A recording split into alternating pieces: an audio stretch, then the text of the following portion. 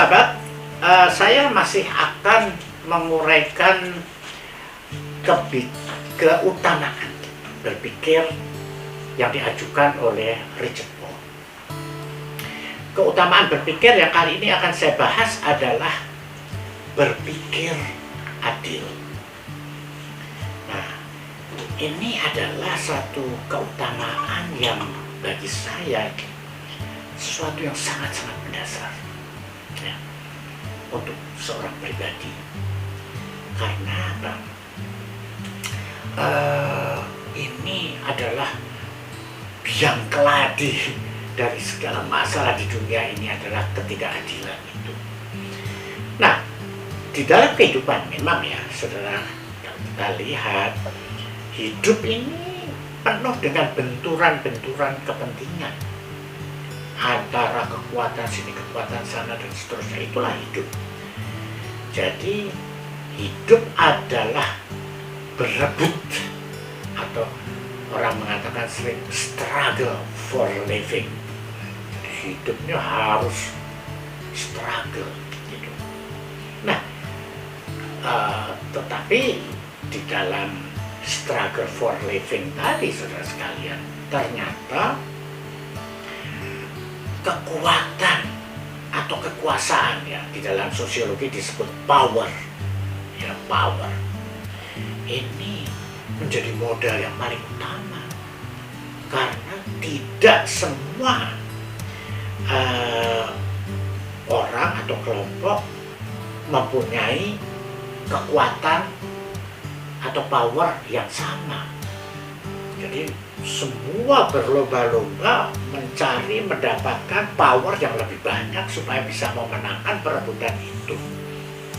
Nah, maka kalau kita melihat secara sosiologis, sebetulnya kualitas kehidupan suatu masyarakat ya, itu ditentukan oleh bagaimana pola hubungan kekuasaan yang ada ya. Karena kalau suatu masyarakat itu di dalamnya tingkat kesenjangan ya dalam pemilikan kekuasaan itu sangat senjang, maka masyarakat itu pasti tidak akan baik, saudara sekalian. Mungkin baik buat yang berkuasa, tapi untuk seluruh masyarakat, anggota masyarakat, pasti tidak akan baik. Karena apa? Karena kekuasaan itu, seperti dikatakan oleh seorang pemikir namanya Lord Acton, dia mengatakan, power tends to corrupt. Absolute power corrupts absolutely. Yaitu ini, kekuasaan itu cenderung ya untuk bisa merusak. Tetapi kalau kekuasaan itu absolut, sudah pasti dia akan merusak. Begitu kata Lord Acton. Dan itu seperti ibarat dalil di dalam sosiologi bahwa kalau ada kelompok yang mendapatkan kekuasaan yang sangat berlebihan, dia pasti akan korupsi, pasti akan merusak. Nah, oleh karena itu, saudara sekalian, kejadian itu akan bisa sebetulnya dikurangi kalau ada itu tadi, keutamaan berpikir adil. Jadi orang yang sangat-sangat berkuasa itu kalau memiliki keutamaan berpikir adil, itu masih akan baik ya, dampaknya terhadap masyarakat. Kita ingat pada waktu itu di dalam kitab-kitab suci ya, bahwa Nabi Sulaiman itu kan sebetulnya dia raja, tapi karena dia bijaksana dan dia adil, maka masyarakatnya sejahtera karena punya raja yang adil. Nah, jadi keadilan, saudara sekalian, itu sangat penting. berpikir adil itu sangat penting sebagai suatu keutamaan. Nah, kalau tidak bisa berpikir adil, yang akan kita dapatkan adalah kekacauan, penderitaan, dan seterusnya dan seterusnya. Bahkan ada kata-kata juga yang agak menakutkan bagi kita, yaitu tidak akan ada perdamaian tanpa keadilan. Wah, kita berpikir, jadi kalau begitu, perdamaian yang kita inginkan untuk masyarakat dunia ini tidak mungkin dicapai kalau tidak ada keadilan. Nah, maka kita semua melihat bahwa betul kalau begitu berpikir adil itu keutamaan yang sangat mendasar. Nah, kemudian para ahli mencoba mendefinisikan apa sih, bagaimana yang berpikir adil itu namanya seperti apa. Nah, ini ada suatu rumusan begini. Adil adalah memberikan pada setiap orang sesuai dengan produktivitas yang dihasilkannya. Jadi kalau dia kemampuan memberikan produktivitasnya atau sumbangannya sekian, ya dia harus akan mendapat yang sesuai sekian jumlahnya dan demikian seterusnya. Kelihatannya ini sudah baik, ini adil. Tapi ternyata kalau kita pikirkan lebih jauh lagi, ternyata ini pun masih belum adil. Sebab apa? Sebab kemampuan manusia itu berbeda-beda. Jadi kalau ada manusia yang tidak bisa memberikan kontribusi atau produktivitas yang tinggi, ya sebetulnya tidak selalu itu kesalahan dia. Maka dia selalu mendapatkan sesuatu sedikit, sementara yang lain bisa selalu lebih banyak. Maka ada pemikiran lain bahwa di dalam setiap masyarakat itu haruslah ya hak-hak dasar dari kehidupan manusia itu dipenuhi. Ya, jadi jangan hanya melihat berapa kontribusi dia dan sebagainya. Jangan itu terlalu liberal gitu ya. Tetapi siapapun umat manusia, dia harus mendapatkan hak-hak dasar dari kehidupannya. Itulah yang disebut hak asasi.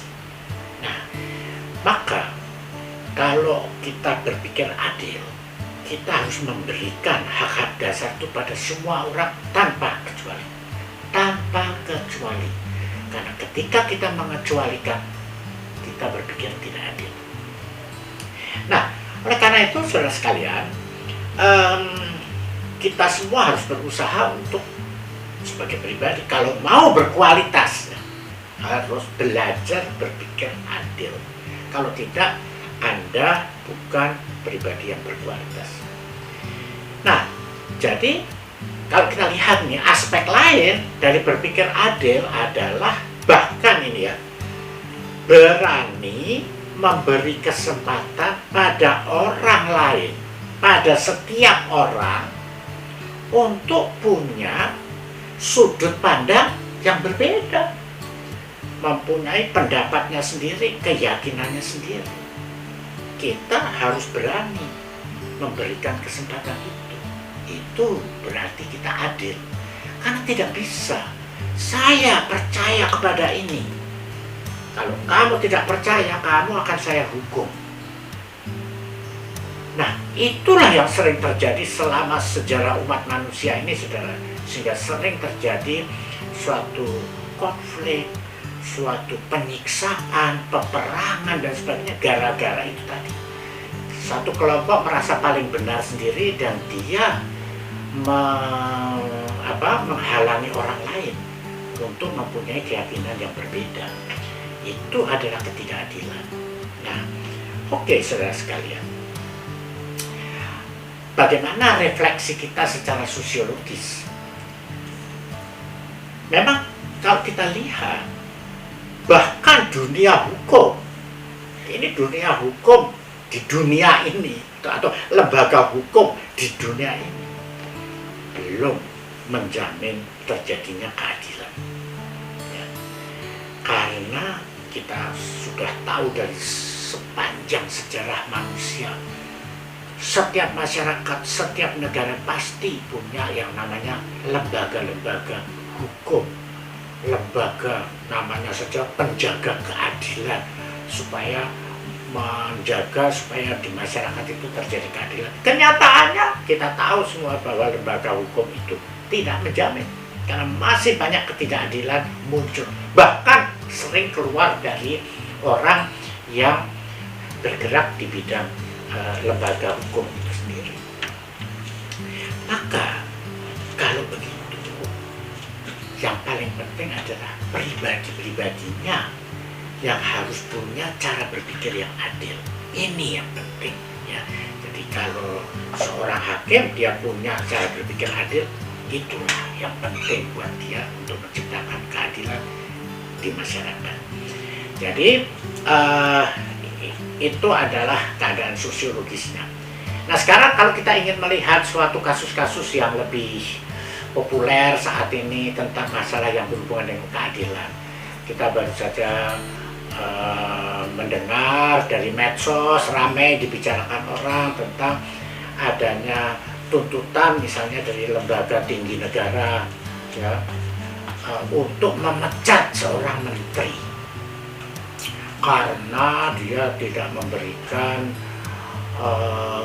kenaikan gaji, padahal jumlah orang di lembaga itu semakin meningkat dan seterusnya. Jadi ada konflik kalau dia bilang pecat menteri itu. Nah sekarang, menteri itu pun juga membela diri karena sekarang ini memang dalam masa wabah harus ada refocusing anggaran. Ya sehingga begitulah jadinya, karena disalurkan kepada rakyat kecil yang sangat menderita. Nah pertanyaan yang berhubungan dengan keadilan adalah begini, jadi mana yang harus kita dahulukan, nasib rakyat kecil atau nasib para petinggi negara itu, misalnya begitu ya. Silakan Anda berpikir sendiri seperti apa seharusnya. Saya juga pernah terkesima saudara sekalian mendengar ketika pimpinan militer kita yang barusan ada pergantian mengatakan untuk urusan Papua kita sekarang tidak akan mendahulukan peperangan, tetapi kita akan mendahulukan suatu pendekatan sosial dan kesejahteraan bagi masyarakat Papua, terutama di daerah-daerah yang relatif terpencil. Nah, saya terkesima dengan kata-kata itu. Kalau memang betul ini mau dilaksanakan, jadi pikiran yang berhubungan dengan keadilan adalah begini. Apakah tentara harus berperang dulu, mendahulukan peperangan, atau mendahulukan menyelamatkan rakyat banyak terlebih dahulu? Silakan Anda bisa memikirkan mana yang lebih adil. Nah, jadi demikianlah saudara sekalian. Banyak sekali dalam kehidupan kita ini kita menghadapi isu yang berhubungan dengan rasa keadilan. Kalau sekali lagi Anda ingin, saya juga ingin berpikir adil, tapi kalau mendengar uraian yang begitu panjang, saya cukup bingung nih saya bagaimana. Sudahlah, Anda cukup berpegang pada beberapa kata kunci. Saya tawarkan kata kuncinya misalnya gini. Kalau ada sesuatu kemudian harus ada memilih, Anda hanya mengingatkan dengan kata ini. Lalu nasib orang lain bagaimana ya? Nah, gitu. Jadi kalau Anda wah kita akan begini-begini, nasib orang lain bagaimana ya? Kata itu akan mengingatkan Anda apakah Anda seorang yang adil atau tidak. Lalu ada lagi kata-kata kecil begini. Loh, ini semua untuk kepentingan siapa ya? Nah, itu juga kata-kata yang penting. Lalu misalnya kata-kata ini lagi. Apakah kebijakan ini akan merugikan orang banyak ya? Nah, gitu. Itu adalah kata-kata yang bisa membuat kita kemudian mencoba mengembalikan ya pikiran kita yang salah menjadi lebih adil. Nah demikianlah saudara sekalian, sekedar refleksi kita tentang apa yang ditawarkan oleh Richard Paul, yaitu berpikir adil. Terima kasih, semoga bermanfaat.